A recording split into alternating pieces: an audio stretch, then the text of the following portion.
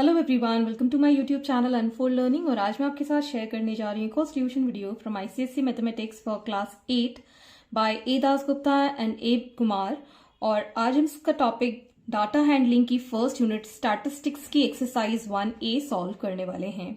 और इस एक्सरसाइज की प्रीवियस एक्सरसाइजेस मैं ऑलरेडी अपने चैनल पेज पर अपलोड कर चुकी हूँ, जिसकी प्लेलिस्ट की लिंक आप इसके वीडियो के डिस्क्रिप्शन बॉक्स में देख सकते हैं। तो आइए स्टार्ट करते हैं बहुत ही बेसिक टॉपिक के साथ। What is statistics? It is the science which deals with the collection, classification, analysis and interpretation of numerical data.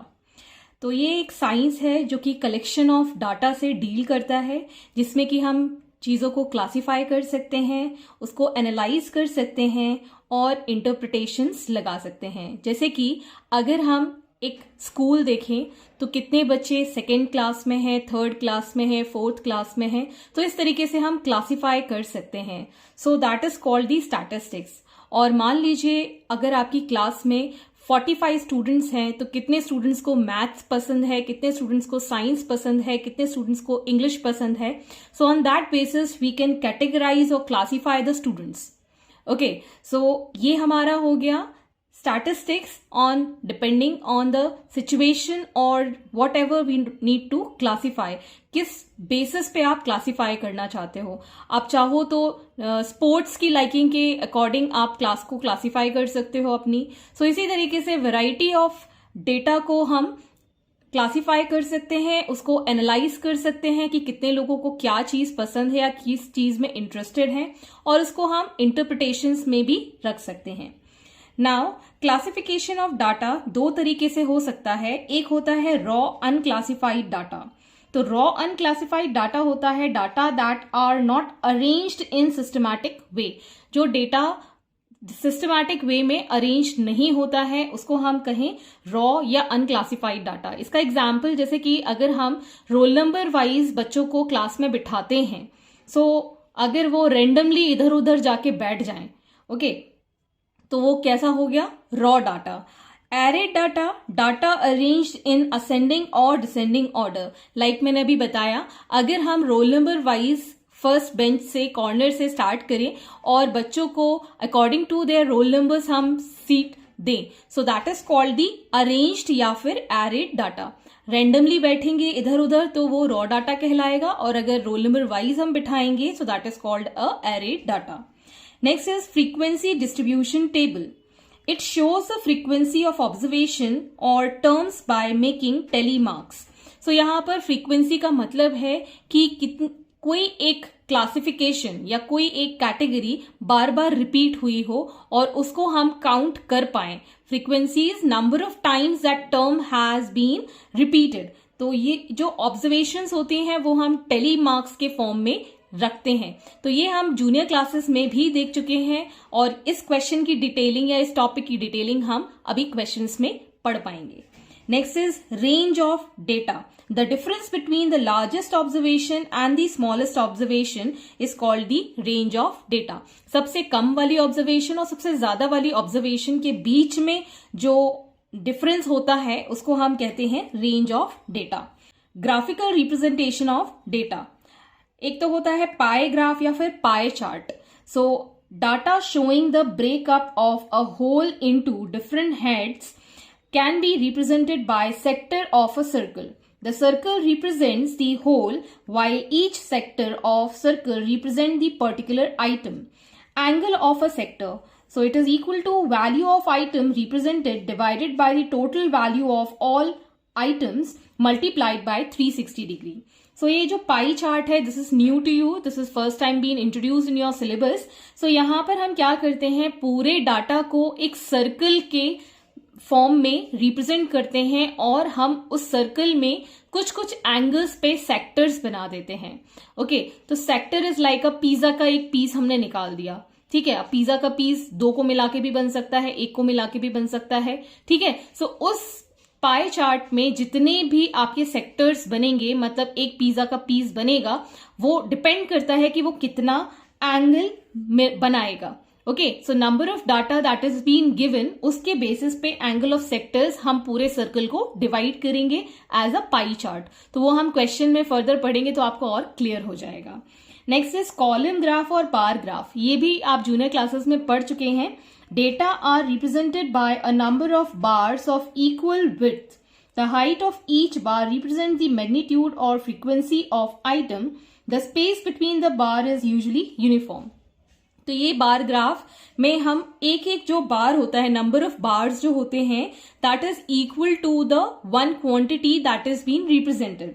और जो हाइट होती है वो डिपेंड करती है कि वो कितनी बार या कितनी फ्रीक्वेंसी उसकी है, मतलब कितना वो उसकी वैल्यू ज्यादा है या कम है, या उसकी क्वांटिटी ज्यादा है या कम है, ये डिपेंड करेगा उसकी हाइट या मैग्नीट्यूड के ऊपर। एंड द स्पेसिंग जो होती है बार के बीच में, that is mostly equal. Okay, so on this basis, further we'll be starting up with the exercise 1A. Question number 1.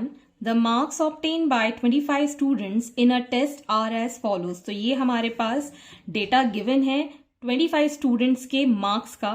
Represent this as array data and construct a frequency distribution table. तो सबसे पहले यहाँ पर हमको ये जो raw data given है, this is an unarranged way, तो अब हम इसको सिंपल एरे डाटा में कन्वर्ट करेंगे। तो we'll be starting up with the ascending order, मतलब छोटे से बड़े की तरफ हम जाएंगे। सो 1 1 2 टाइम्स है, सो यहां पर मैं लिख रही हूं इसका एरेड data 1 1, then we have 1 time 2, next 3, next we have 4 2 times,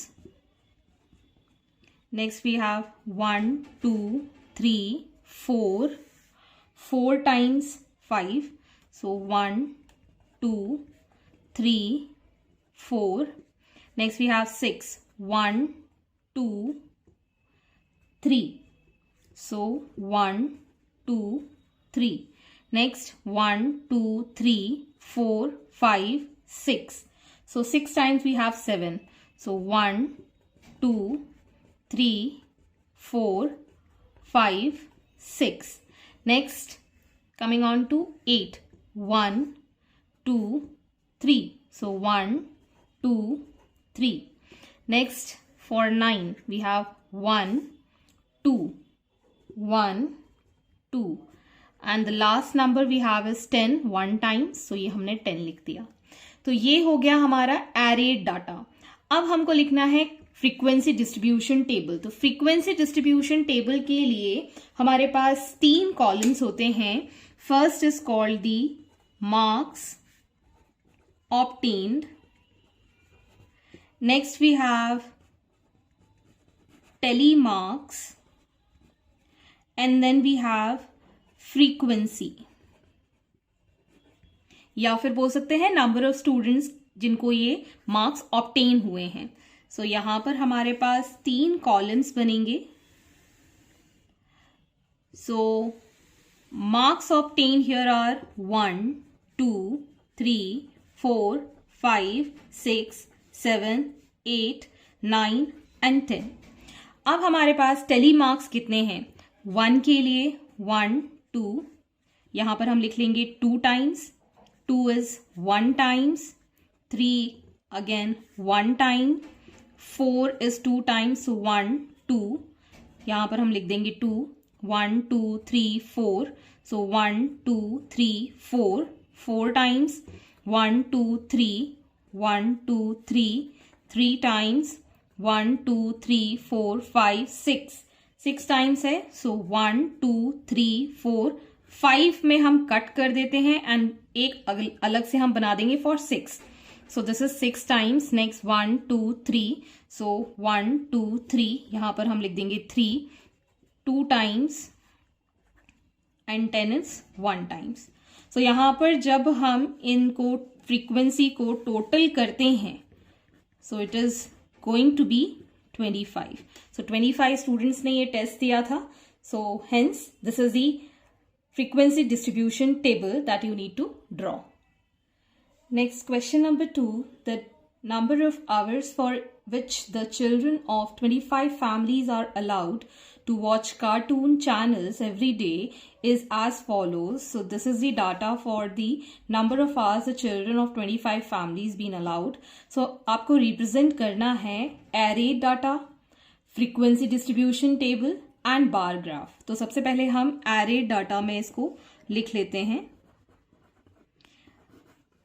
array data में हम इसको again ascending order में arrange कर देंगे. So 1, 2, 3, 4 and 5. So 5 times we have 0, 1, 2, 3, 4, 5.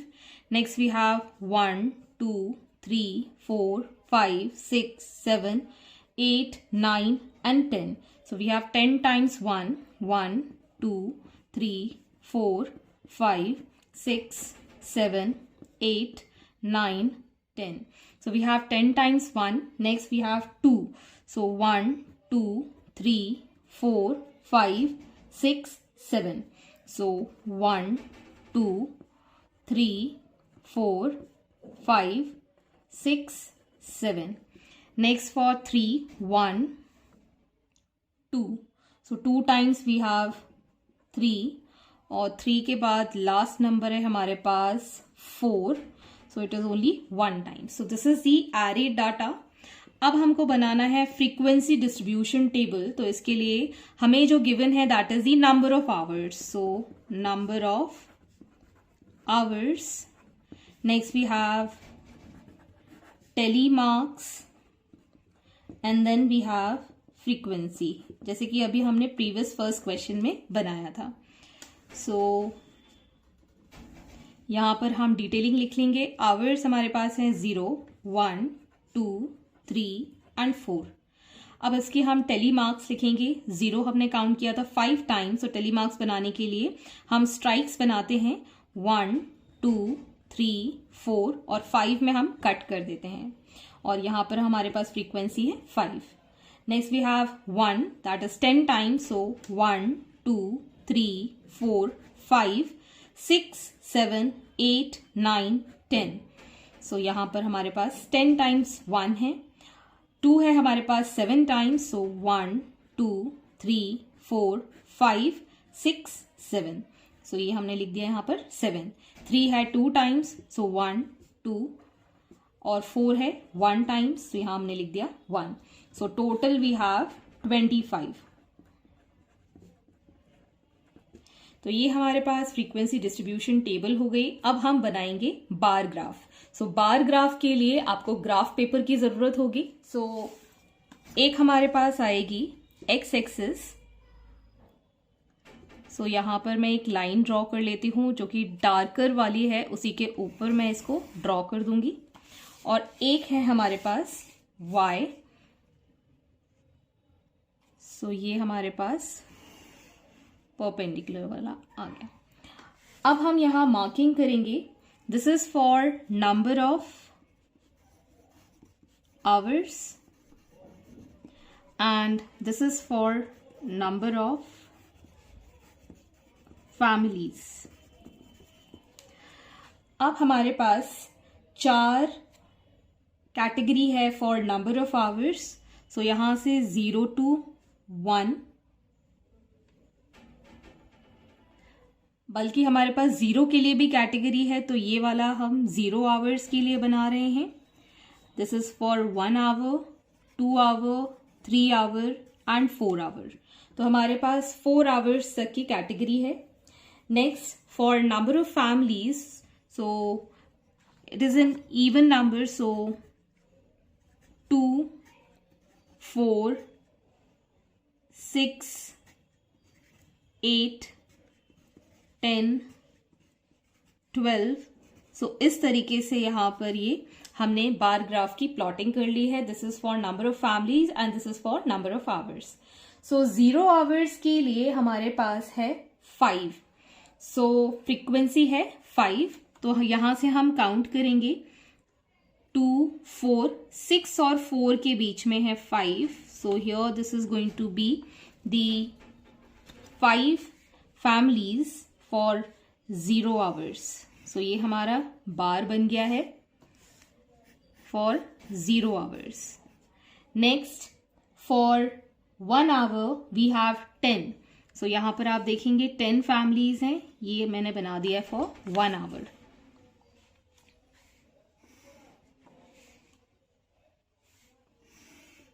Next,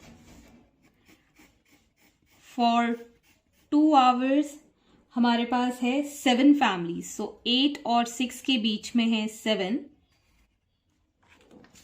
So ये हम कनेक्ट कर देंगे for 2 hours. Next, for 3 hours we have 2 families. So यहाँ पर मैं ये इस तरीके से ड्रॉ कर देती हूँ. Next, for 4 hours we have 1 family. So इस तरीके से हमने यहाँ पर 2 और 0 के बीच में आएगा 1. So ये मैंने बना दिया. So hence this is the bar graph for second question. Next is question number 3. The table shows how Robin spends a holiday. Activity उसने की studying, sleeping, playing, eating, others. Number of hours आपको given है for studying 8, sleeping 8, playing 3, eating 1, other as 4. So represent this by a bar graph and the pie chart. तो सबसे पहले हम bar graph बना लेते हैं. सो बार ग्राफ के लिए यहाँ पर नंबर ऑफ आवर्स में 24 आवर्स ही होते हैं. ओके, और 24 आवर्स को हमने इस तरीके से डिवाइड किया है बार ग्राफ में for studying, sleeping, playing, eating and others. So सबसे पहले हम एक ग्राफ पेपर लेंगे. सो अब इस ग्राफ पेपर पर हम 12 आवर्स के लिए परपेंडिकुलर डिस्टेंस बना देंगे. सो स्टार्टिंग विथ 0 और हम यहाँ पर एक्स एक्सिस में बना देंगे बार ग्राफ की कैटेगरी. ओके, सो मैं यहाँ पर इवन नंबर्स पर ही लूंगी divisions. This is 2, 4, 6, 8, 10, 12 and so on. So this is the number of hours, and here we have activities. Okay, so first जो activity है for studying के लिए है 8 hours. so ये रहा हमारे पास 8 और हम इसको बार के फॉर्म में ड्रॉ कर देंगे like this. So this is for studying. Next we have sleeping. Sleeping के लिए again it is 8 hours. So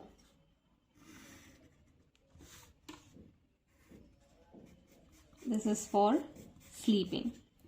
Next we have for playing. Playing के लिए है उसके पास 3 hours. So 4 और 2 का mid जो बनेगा that is for playing. So this is for playing. Next we have for eating. So eating के लिए only 1 hour we have. So 0 और 1 के बीच में जो बनेगा this is the point. This is for eating. Next we have for others 4 hours. So यहाँ पर हम लिख देंगे others and this is for 4 hours. So ये रहा हमारे पास 4 hours. So this bar represents others. So hence this is the bar graph for number of hours and activity Robin did. Next, for pie chart, first of all हम ये number of hours को total कर लेंगे. So the total number of hours is equal to 8 plus 8 plus 3 plus 1 plus 4. So 8 plus 8, 16 plus 4 is 20, 23 and 1 is 24 hours. So अब हम हर एक category के लिए अलग अलग एंगल निकालेंगे. So angle of the sector for studying. Studying के लिए हमारे पास 8 divided by the total 24 multiplied by 360 degree. So 8 3s are 24, 3 1s are 3 2s are and 0s are. So 120 degree is for studying. Angle of the sector for sleeping.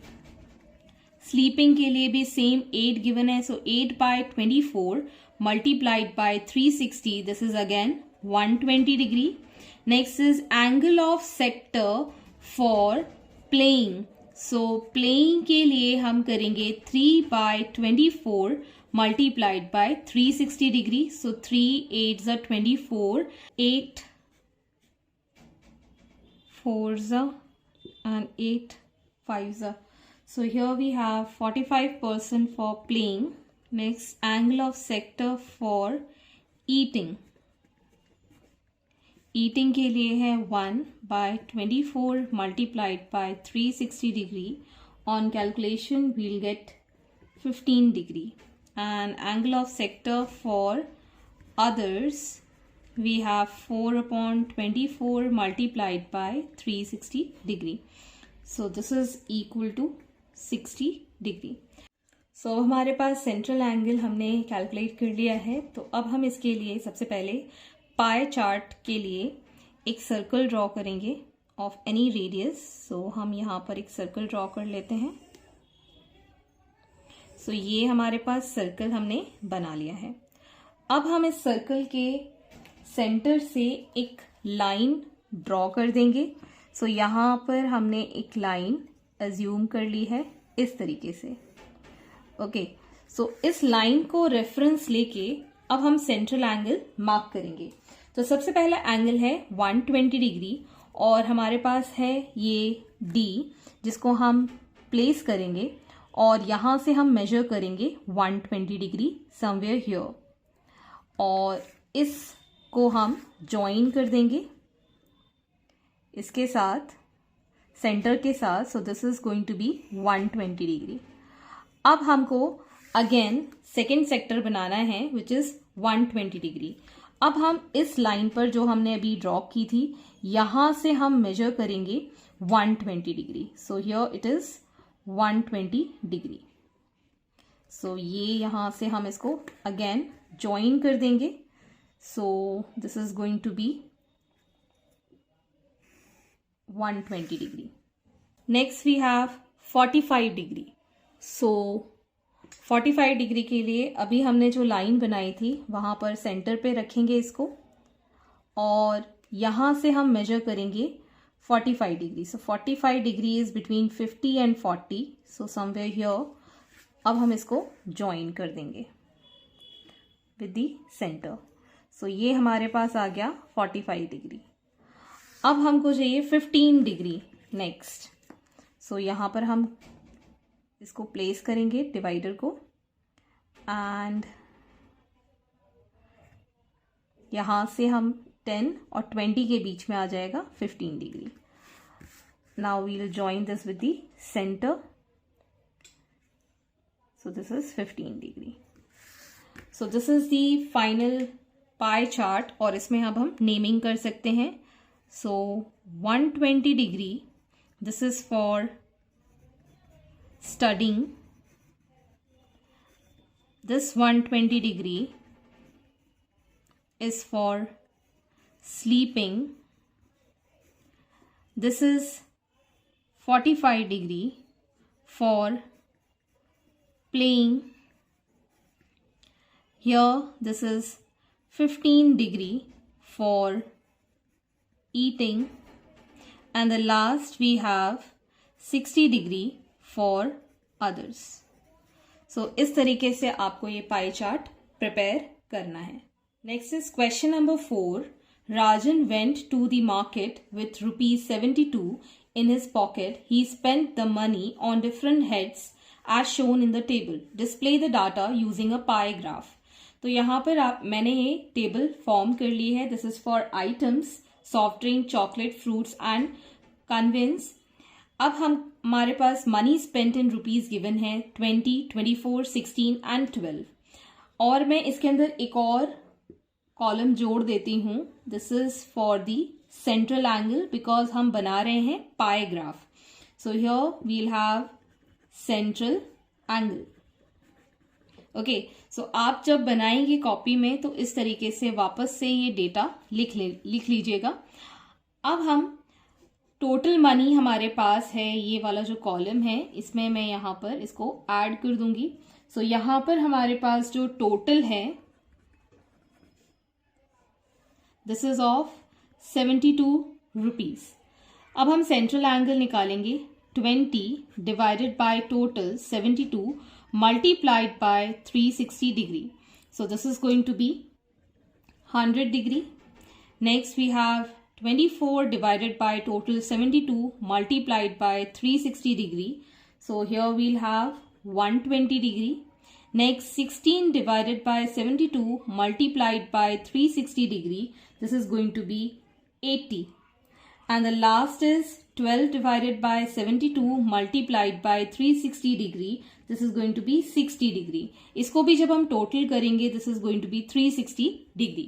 So ये हमने पूरा पाई chart के लिए table तैयार कर ली है। अब हम पाई चार्ट बनाने के लिए एक सर्कल ड्रॉ करेंगे of any radius. So here I am drawing a circle.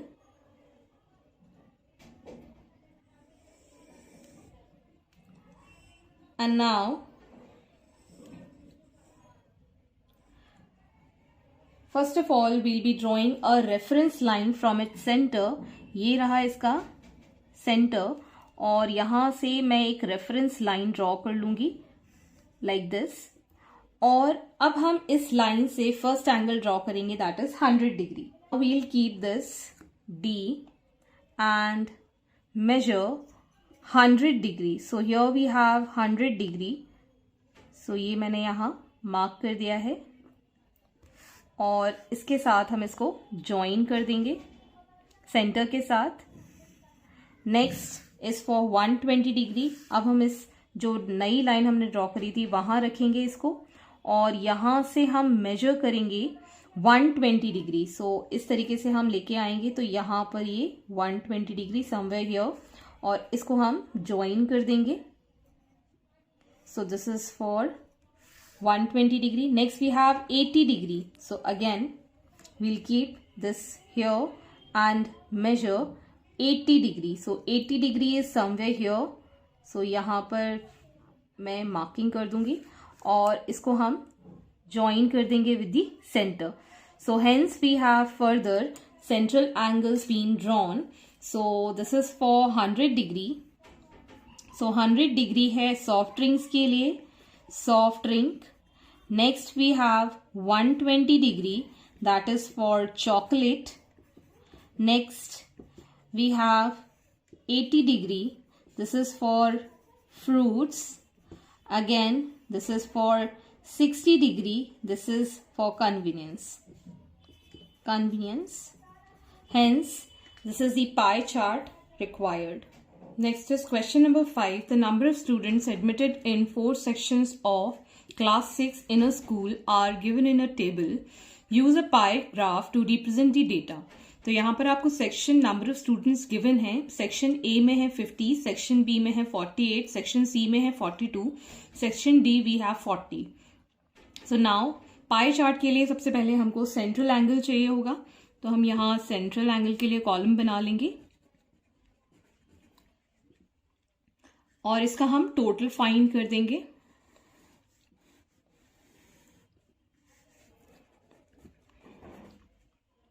So in all we have total as 180. So central angle will be 50 divided by 180 multiplied by 360 degree. So it is going to be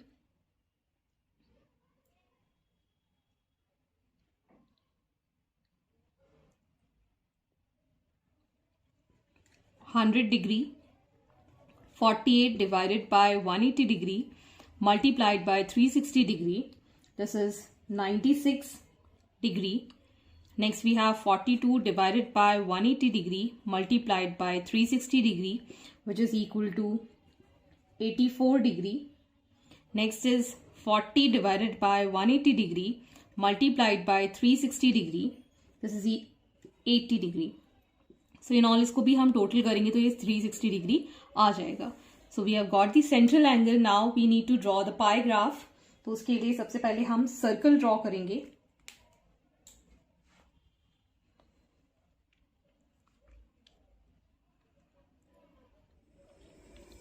सो ये एक circle हमने draw कर लिया है और इसके centre के साथ हम एक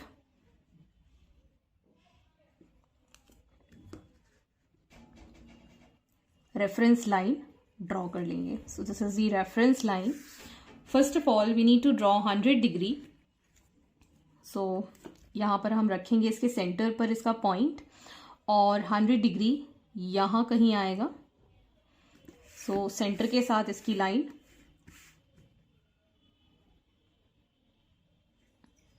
ज्वाइन कर देंगे. Next we have 96. सो ये हमने पॉइंट रखा. अब हमको बनाना है 96. सो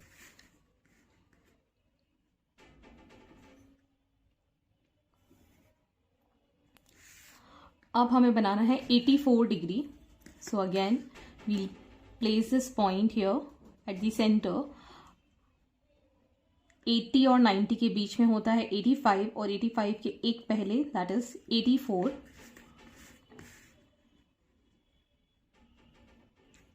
So we will join this and next is 80. This is going to be 80 degree.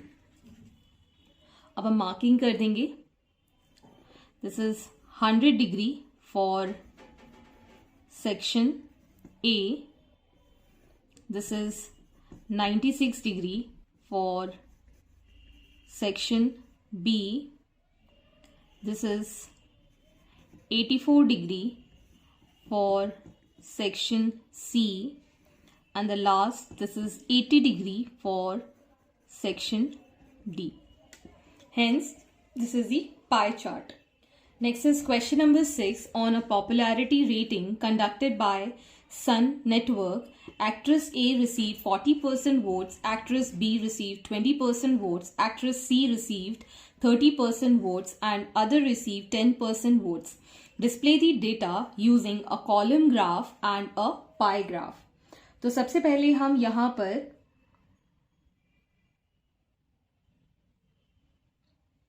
Data, raw data को अरेंज करके लिख लेते हैं. First one is for actors. Next is number of votes received and the central angle for pie chart. तो पहले मैं यहाँ calculation करके आपको दे देती हूँ. Actress A, actress B, actress C and actress D, या फिर अदर्स जो गिवन है, others. So actress A received 40%, actress B received 20%, actress C received 30%, and other received 10%. So in all total we have this as 100%. अब हम central angle find कर देते हैं. 40 divided by 100 multiplied by 360 degree. Here we have 144 degree. Next 20 divided by 100 multiplied by 360 degree. So it is 72 degree. Next we have 30 divided by 100 multiplied by 360 degree. So it is 108 degree. Next we have 10 multiplied by 360 divided by 100. So it is 36 degree. In all अगर हम इसको देखें so total इसका भी 360 degree आ जाएगा। तो यहाँ मैं सबसे पहले पाई ग्राफ ड्रॉ करूंगी। सो पाई ग्राफ के लिए हम पहले एक सर्कल ड्रॉ करेंगे।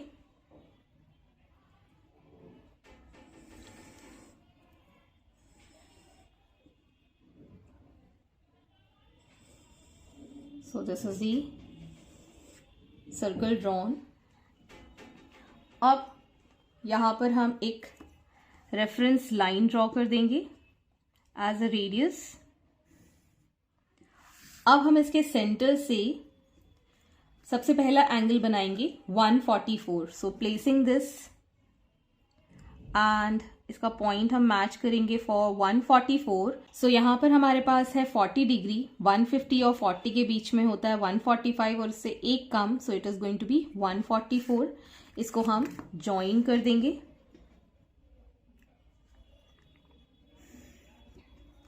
Next we have 72 degree, so again we'll place this here और 72। सो दिस इज 70 और यहाँ से हम दो और काउंट कर लेंगे। So this is going to be 72 degree. Centre से हम इसको ज्वाइन कर देंगे। Next we have 108 degrees. So ये हमने सेंटर पे प्लेस किया और इसको रेफरेंस मानते हुए 108 मतलब 100 के पहले दो points, that is 108।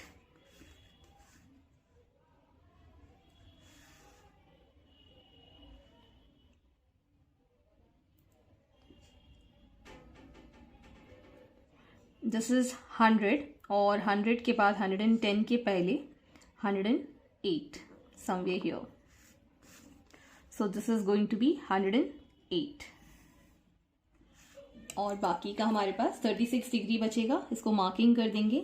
This is 144 degree for actress A. This is for 72 degree actress B. This is 108 degree actress C and this is 36 degree for others. अब हम ड्रॉ करेंगे कॉलम ग्राफ। तो एक हम बनाएंगे horizontal line which is going to categorize actress A B C और एक हम कॉलम बनाएंगे for percentage. So highest percentage था 40 तो मैं एक डिवीजन को 10% मान के चलूंगी। सो ये हो गया आपका 0%, this is for 10%, this is for 20%, 30%, 40%। Column graph में हम कॉलम बनाते हैं तो थोड़ी थोड़ी एक एक का डिफरेंस ले लेते हैं, लेकिन बार ग्राफ जब हम बनाते हैं तो वो कंटिन्यूस होता है। सो एक column A, B, C and others का हमने ये अलग से ले लिया है and this is for actress and here we have popularity rate.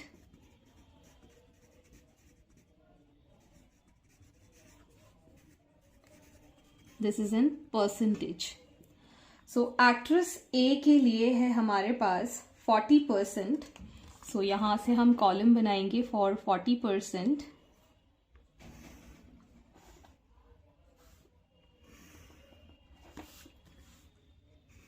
So this is the column for actress A 40%। Next we have 20%। सो यहां हम स्पेस छोड़कर मतलब 1 सेंटीमीटर या एक डार्क स्पेस छोड़कर ये मैंने बना लिया है for 20%। Next we have 30% for actress C।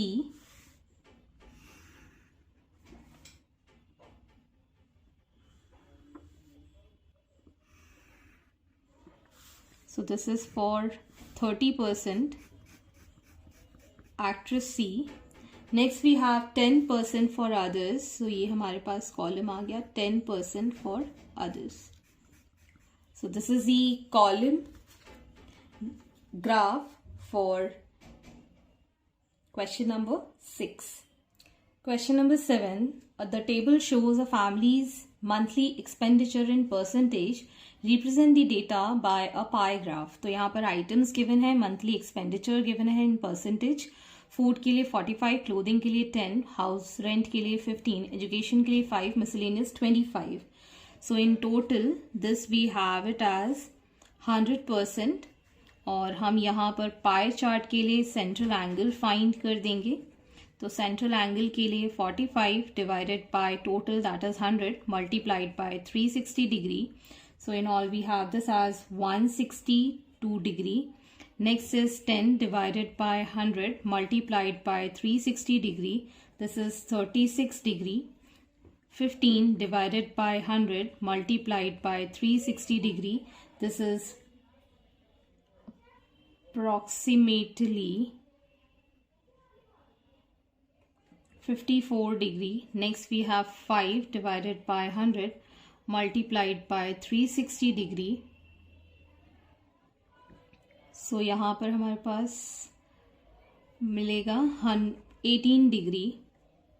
Next we have 25 divided by 100 multiplied by 360 degree, which is 90 degree. In all total we have this as 360 degree.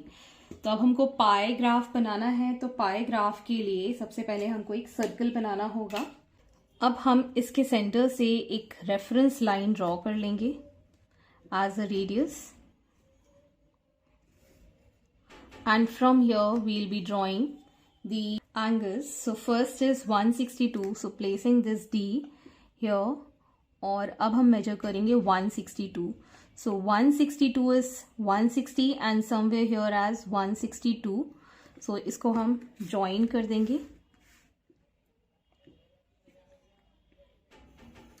This is 162. Next we have 36. So यहाँ से हम इसको place करेंगे center पे और measure करेंगे 36. So we have 30 and 40. So यहाँ पर 35 के बाद आ जाएगा 36 और ये इसको हम ज्वाइन कर देंगे 36. Next we have 54. सो ये हमारा रहा सेंटर और ये हमारे पास है 50 और 55 के पहले आ जाएगा 54. So this is 54. Next we have 18.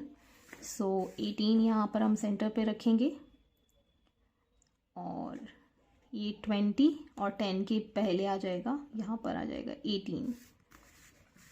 So joining this 18 degree. Okay, सो अब हम मार्किंग कर सकते हैं. This is 162 degree for food. Next is 36 degree for clothing. Next we have 54 degree for house rent. We have 18 degree for education and the last 90 degree for miscellaneous. Hence this is the required pie graph. Question number 8. Draw a pie graph corresponding to the data given below. So items we have agriculture, industry, defense, education and other heads. ये हमको expenditure given है in crores. So pie graph के लिए सबसे पहले हम यहाँ पर एक और कॉलम बना लेते हैं central angle के लिए और इसका हम total find कर देते हैं as 0, 0, 1800 इसका टोटल आ गया है. अब हम सेंट्रल एंगल फाइंड करेंगे. 500 divided by 1800 multiplied by 360 degree which is equal to 100 degree. Next we have 350 divided by 1800 multiplied by 360 degree which is 70 degree. Next we have 275 divided by 1800 multiplied by 360 degree. This is 55 degree. Next is 125 divided by 1800 multiplied by 360 degree. It is again 25 degree. Next 550 divided by 1800 multiplied by 360 degree. It is 110 degree. तो ये हमने central angles find कर दिए हैं। Now we can draw a pie graph. उसके लिए हमें सबसे पहले एक सर्कल ड्रॉ करना होगा। दिस इज दी सेंटर और यहाँ से हम एक रेफरेंस लाइन ड्रॉ कर देंगे। अब इस रेफरेंस लाइन पर हम रखेंगे D और बनाएंगे सबसे पहला angle 100 degree. So this is 90, here we have 100 degree और इस सेंटर से हम इसको ज्वाइन कर देंगे। Next we have 70 degree, so again we'll keep this at the centre point और यहाँ से हम काउंट करेंगे। So here we have this as 70 degree.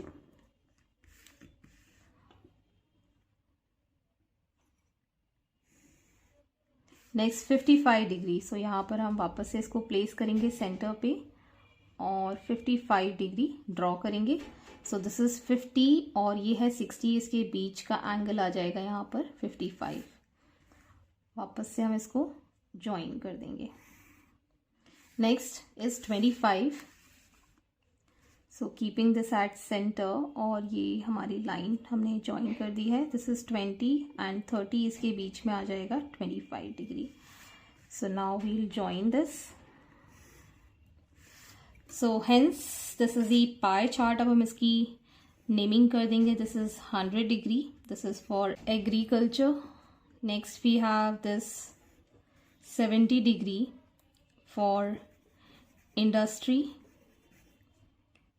फिर है हमारे पास 55 degree as defence, 25 degree for education and 110 degree for others. So hence this is the required pie graph.